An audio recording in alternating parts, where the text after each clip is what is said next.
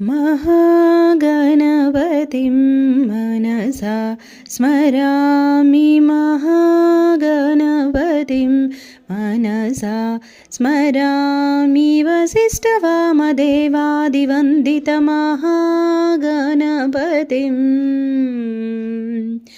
महादेवसुतं